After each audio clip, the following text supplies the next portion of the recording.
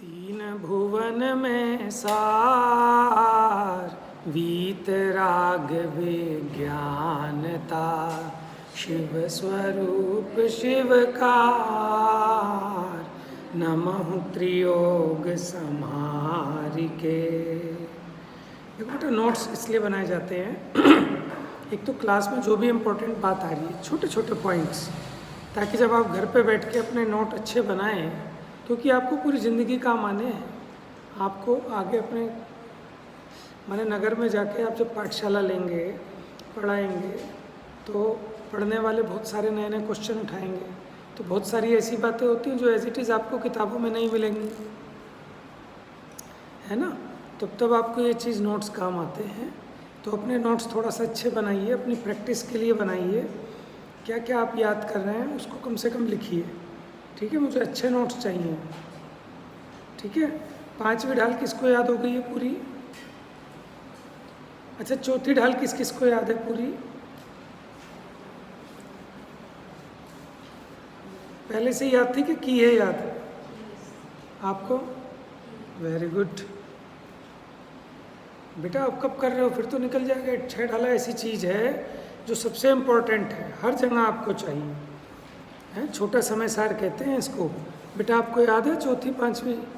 हाँ, चौथी पांचवी ढाल 6 ढाला बिल्कुल कंठस्थ होनी चाहिए सबको। हाँ बेटा, पांचवी करो, छठी करो, फिर पांचवी तो जो 12 भावना जैसी डेली पढ़नी चाहिए। पांचवी ढाल विचार करना चाहिए 12 भावनाओं का, क्योंकि इस प्रकार हमारी छठी ढाल भी समाप्त हो जाएगी।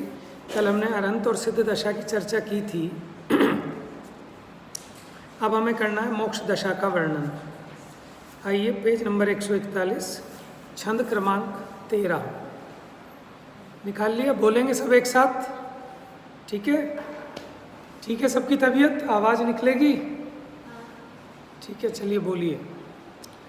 निज माही लोक आलोक गुण पर जाए, थए रही है अनंतानंत काल, यथा तथा शिव परिणय। धनी धन्य है जे जीवन भव पाए, यह कारज किया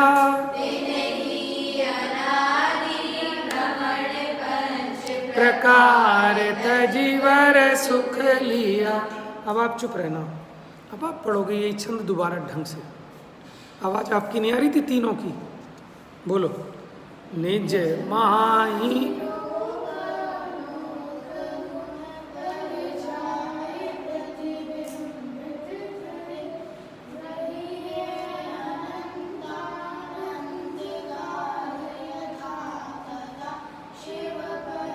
अब चुप रहो, अब आप बोलो जरा आगे।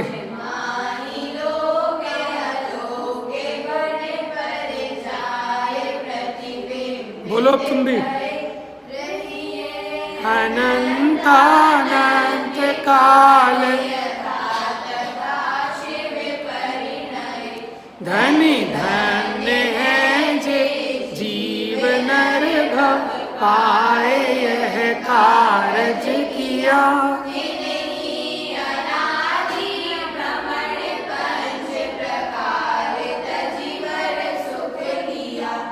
मज़ा आता है। ऐसे एकदम कोरस में गाना चाहिए, जैसे बच्चे गा रहे हैं, एक साथ सबका साउंड एक साथ जा रहा है, ठीक है। आलस नहीं करना। देखो कितनी अच्छी बात कही। अब ये मोक्ष दशा का वर्णन है। आघातिया कर्म नष्ट हो गए थे पिछले वाले छंद में, ठीक है, और सारे अष्टगुण प्रकट हो गए थे। अब निज माही, क्या मतलब हुआ निज माही का? अपने में। लोक आलोक गुण पर जाए प्रतिबिंबित थे। लोक आलोक गुण पर्याय सब अपने ज्ञान में प्रतिबिंबित हो गए, माने केवल ज्ञान की बात चल रही है। केवल ज्ञान तो पहले ही हो गया था। अच्छा, सिद्धों के केवल ज्ञान रहता है कि नहीं रहता? है ना। तो वो तो झलक ही रहे हैं उनके ज्ञान में। रही हैं अनंतानंत काल, कब तक रहेंगे?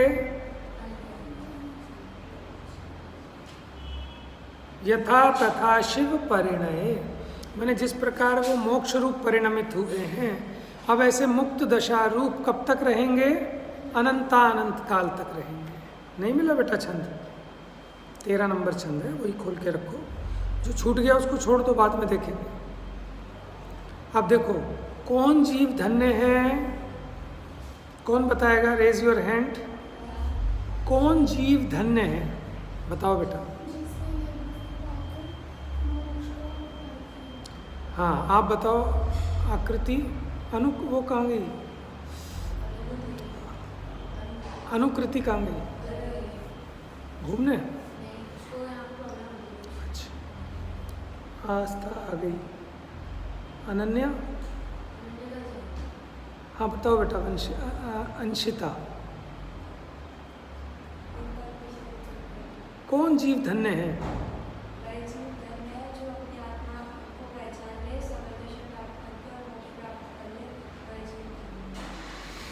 Very good. छंद के हिसाब से बताओ ना थोड़ा। सिद्धि?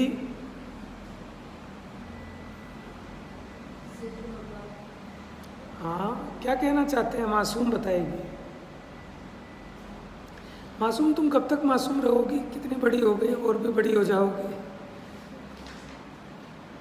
हाँ बताओ बेटा। आस्था?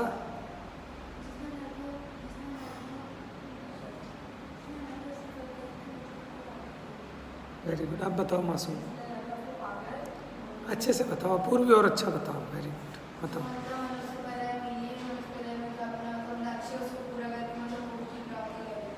बताओ बेटा।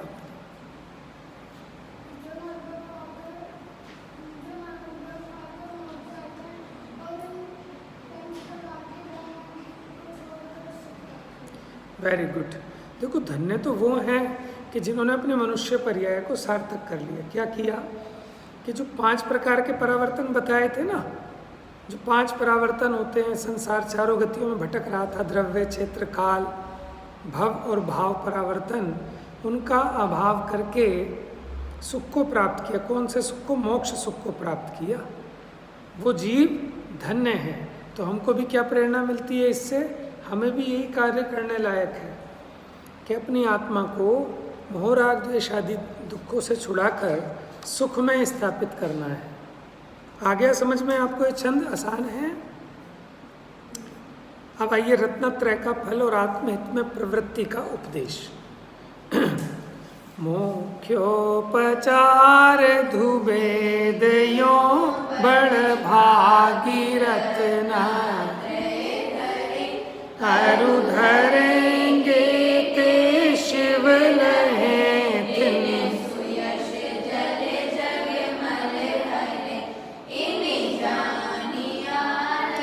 हानि साहस ठानी यह सिख आदरो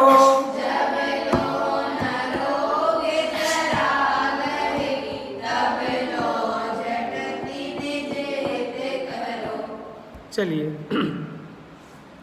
मुख्योपचार लिख लिया करो। क्या होता है मुख्य और उपचार?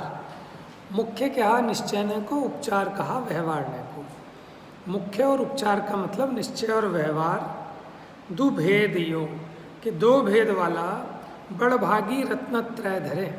मैंने 2 भेद वाला रत्नत्रय बताया आपको। निश्चय सम्यक दर्शन, निश्चय सम्यक ज्ञान, निश्चय सम्यक चारित्र, व्यवहार सम्यक दर्शन, व्यवहार सम्यक ज्ञान, व्यवहार सम्यक चारित्र। कौन सी ढाल में बताया था? तीसरी ढाल में बताया था।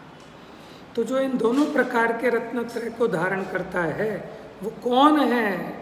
बड़भागी है कि हतभागी है? बड़भागी। और पीछे भी कहीं आया था इस ढाल में कौन है बड़भागी? इस ढाल में क्या पूरी 6 ढाला में कहाँ आया? किसके लिए लिखा था बड़भागी? Very good. मुनि सकल व्रती बड़ भागी। ऐसा क्वेश्चन दे सकते हैं इस 6 ढाला में कहाँ कहाँ बड़भागी किसको कहा? तो 5वीं ढाल में बड़भागी मुनिराज के लिए आया और 6ठी ढाल में कि जिन्होंने निश्चय और व्यवहार रत्नत्रय को धारण किया है ना, ऐसे जीवों को बड़भागी कहा। आरु रत्नत्रय धारण किया धरेंगे और जो इन रत्नत्रय को धारण करेंगे वो क्या प्राप्त करेंगे? शिव लहें, वो मोक्ष की प्राप्ति करेंगे। तिन सुयश जल, उनका यश रूपी जल। आप समझते हैं यश किसको कहते हैं? कीर्ति, ठीक है, उनका फेम, उनकी सुकीर्ति रूपी जल जग मल हरे, माने जगत के मैल का नाश करता है। कहने का मतलब क्या है कि जिन्होंने मुक्त दशा को प्राप्त कर लिया ना, अब उनका कोई यशोगान भी करता है, उनकी स्तुति करता है, तो उनका यशोगान करने वाले के भी मोह राग द्वेष नाश को प्राप्त होते हैं।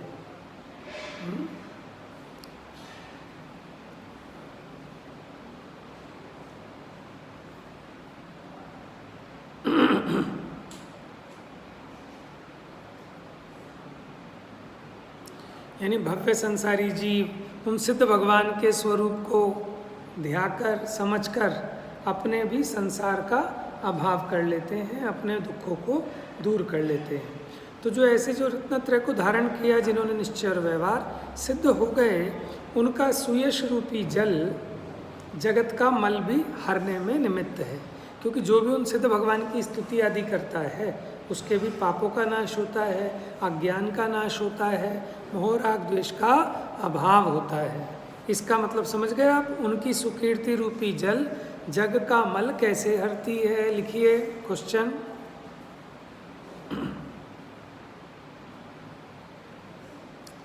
सुयश जल जग मल हरे, इसको स्पष्ट करें, आशय स्पष्ट करें, है ना। अब शिक्षा की बात है। इमी जान, माने इस प्रकार ये जानकर,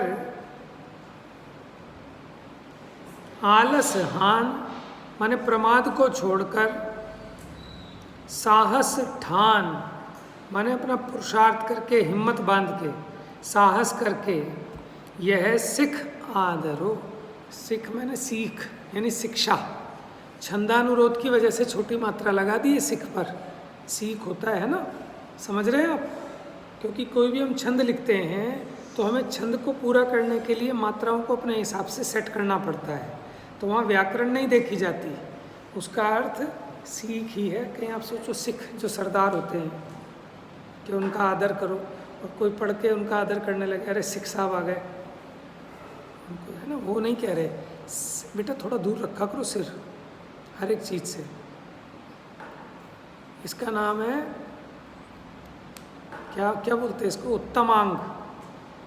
उत्तमांग, माथे को उत्तम अंग बोलते हैं ना, इसको मस्तक को उत्तम, क्योंकि सबसे ऊपर है, सबसे उत्कृष्ट है, हर किसी के सामने नहीं झुकाया जाता, ठीक है। कहाँ झुकाना और कहाँ नहीं झुकाना इसका भी विवेक रखना चाहिए। तो भैया क्या सीख का आदर करो? जब लो न रोग जरा गए, तब लो झटति निज हित करो। आपको पता है कि कब तक शरीर में रोग नहीं लगेंगे?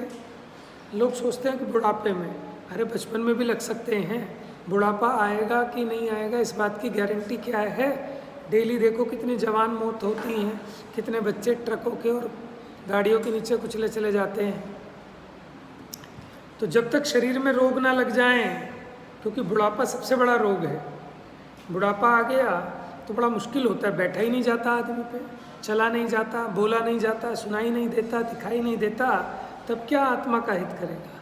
लेकिन करने वाला तब भी कर सकता है। लेकिन राजमार्ग ये है, जब तक आपका ठीक है मन तन ये सब स्वस्थ है, तब तक आलस छोड़कर शीघ्र अपने आत्मा का हित कर लेना चाहिए, ठीक है। तो यहाँ जो रोग की बात कही है ना, मुख्यपन है तो बुढ़ापे की बात है, लेकिन फिर भी हमें क्षण भर की खबर नहीं है कि आज ठीक है, शाम तक ठीक रहेंगे कि नहीं रहेंगे। तो अभी अपने आत्मा को ध्यान लो, जान लो, पहचान लो, भेद विज्ञान कर लो, समझ गए? सबसे इम्पोर्टेंट करने लायक बात यही है।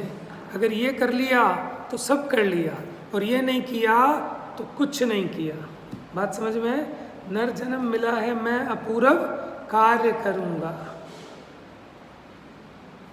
अर्थ समझ में आ गया इसका? अंतिम सीख और पढ़ लें। यह राग आग दहे सदा ताते समामृत से ये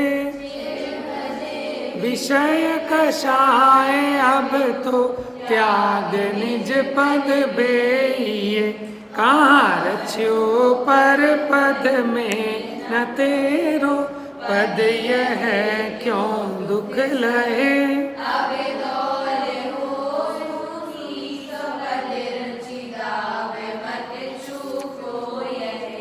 देखो ये राग आग, राग क्या है, किसकी उपमा दी राग को? आग की। ठीक है, ये राग चाहे शुभ राग हो चाहे अशुभ राग हो, दोनों ही क्या है? आग। वो क्या हो रही? राग आग दहे सदा, ये हमेशा क्या हो रही? निरंतर जीव को जला रही है। कौन? राग की आग। उसी के कारण प्रत्येक प्राणी दुखी है। इसलिए समामृत से ये समता रूपी जल का, समता रूपी अमृत का सेवन करो। ये जो आग लगी है ना अंदर मोह की, कषाय की, इसको शांत करने में समर्थ सिर्फ समता भाव रूपी जल है। इसलिए समता रूपी अमृत का सेवन करो। चिर भजे विषय कषाय, इसका मतलब क्या हुआ? चिर माने अनादि से, भजे माने उनको ही सब कुछ माना, उन्हीं का उपाय किया, उसी का पुरुषार्थ किया। माने विषय भोगों का सेवन तो अनादि से किया, अब तो इनको त्याग कर निज पद बेइये। निज पद मतलब अपने आत्म स्वरूप को, बेइये माने जानना चाहिए। बेइये माने ज्ञानम, बेटा ध्यान दो। बेइये मतलब कठिन शब्द आएंगे अब इस बार। बेइये जानना चाहिए। क्या जानना चाहिए? चिर भजे विषय कषाय अब तो त्याग निज पद बेइये, कि तेरा पद क्या है? ये तू माने शरीर रूप अपने को मानता है, ये तेरा पद नहीं है। तुम अपने को ब्राह्मी मानते हो, तुम्हारा पद नहीं है। तुम्हारा पद क्या है? चैतन पद ही तुम्हारा पद है। ऐसा ही कलश है एक समय सार जी का, हूँ बहू इसके जैसा। आगे क्या है? इमी जान क्या है? कहाँ रचो पर पद में न तेरो। तू कहाँ? ये पर के पद हैं। तो ये माने मैं ऑफिसर हूँ, मैं टीचर हूँ, मैं नेताजी हूँ, ठीक है, मैं पिताजी हूँ, ये सब क्या हैं? पर पद हैं, कर्म के उदय से मिली हुई उपाधि हैं। ये तेरा शाश्वत पद नहीं है। अब ये तो छूट जाने वाला है। कोई अपने को सोचता है मुख्यमंत्री हूँ, 5 साल बाद रहता ही नहीं है, लेकिन आत्मा तो फिर भी रहता है। कोई अपने को माने मैं मनुष्य हूँ, मनुष्यपना तो नष्ट हो जाता है, लेकिन आत्मा तो रहता है ना दूसरी गति में भी। तो पर पदार्थों में, पर भावों में क्यों आसक्त हो रहे हो? कहाँ रचो पर पद में न तेरो, वो तेरा नहीं है। अब दोल हो सुखी स्वपद रची, यानी अपने आत्म स्वरूप के पद में लीन होकर सुखी हो जाओ। दाव मत चूको, ये दाव आया तुम्हारे हाथ में। पहलवान कुश्ती लड़ते हैं ना, उसका दाव लगा, उसकी हाथ में गर्दन आ गई उसकी, तो वो मौका चूकता नहीं है। क्या करेगा? उस दाव को उसको देकर पटकी मार देगा। तो अब आपको मनुष्य पर्याय मिली है, इसका मतलब आपके हाथ में दाव आ गया है। दाव मत चूको ये है, इसलिए इसको गंवाओ मत इस अवसर को। तो ये तेरा पद नहीं है। कौन सा? कि मैं मनुष्य हूँ, नारकी हूँ, त्रियंश हूँ, देव हूँ। तो फिर बिना मतलब क्यों दुखी होता है? क्योंकि इसी को अपना पद मान रहा है ना, शरीर को अपना स्वरूप मान रहा है, तो शरीर के दुख में दुखी हो रहा है, इसकी इच्छाएं जुटाने के लिए राग कर रहा है। तो इसलिए दुखी होने की जरूरत नहीं है। अपने सिद्ध स्वभाव को पहचान। एक नव वसु एक वर्ष की तीज शुक्ल वैशाख, करो तत्व उपदेश यह है। अब सुनो, एक नव माने 9, एक नव, वसु माने होता है 8, और फिर है एक नव वसु एक वर्ष की। देखो अब ये छंदानुरोध से इस प्रकार बनाया गया है, तो इसको ऐसे मत लिखना 1 9 8 1, इसको इस प्रकार लिखना है 1 8 9 1। एक्चुअल में क्या होता है, अंक का नाम वामतो गति, के अंकों की गति उल्टी तरफ से होती है। तो आप पीछे की तरफ से पढ़ते हैं हमेशा मैथ्स में, जो नंबर बोले जाते हैं ना, इकाई ढाई सैकड़ा होता है ना हमेशा हम कैसे चलते हैं उसमें, राइट टू लेफ्ट चलते हैं। हिंदी में लेफ्ट टू राइट लिखते हैं। तो पहले इकाई का अंक लिखोगे तो इकाई पे क्या लिखोगे 1, ढाई पे क्या लिखोगे 9, सैकड़े पे क्या लिखोगे 8, फिर 1, तभी तो 1891 बनेगा। नहीं समझे आप? बेटा क्या कर रहे हो, पीछे से होता है वंस, टेंस, 100। हाँ चलिए, तो 1891 विक्रम संवत में तीज शुक्ल वैशाख, वैशाख शुक्ला तृतीया के दिन यानी अक्षय तृतीया के दिन ये 6 डाला ग्रंथ की रचना पूरी हुई थी। और कहाँ से इन्होंने, किसके आधार से लिखी है 6 डाला? इनके पहले कवि बुद्धजन, क्या नाम है, बुद्धजन, उन्होंने भी एक 6 डाला लिखी है। तो उसके आधार से इन्होंने ये 6 डाला बनाई है, लेकिन वो इतनी फेमस नहीं हुई और ये 6 डाला बड़ी फेमस हो गई। ठीक है, वो भी आप देखना, कहीं मिलेगी ना आपको, पढ़ना लायक है इसी प्रकार की। और फिर देखो लघु धी, लघु माने थोड़ी, धी माने बुद्धि, मेरी बुद्धि कैसी है, अल्प श्रुतम श्रुतवताम परिहास धाम, अपनी अल्पता व्यक्त कर रहे हैं। और प्रमाद से शब्द अर्थ की भूल, मेरी थोड़ी बुद्धि है और प्रमादवश कहीं मैंने शब्द अर्थ में चूक कर दी हो। सुधी माने जो बुद्धिमान है वो सुधार कर पढ़ो, ताकि आपको भवकूल, भव माने संसार का, कूल माने किनारा मिल जाए। जा वाणी के ज्ञान से सूझे लो कालो, सो वाणी मस्तक नमो सदा देते हूँ धो। अब इसके पीछे जो कठिन शब्द है ना, ये आप पढ़ के आएंगे लक्षण संग्रह, और इसके पीछे के जो क्वेश्चन आंसर है इस पर हम कल आपसे सुनेंगे। अंतर प्रदर्शन प्रश्नावली 6ठी ढाल की, ठीक है, जा वाणी के ज्ञान से। चलिए जाइए, देर हो गई, चौकट दर्शन करके आप जल्दी से छोड़िए।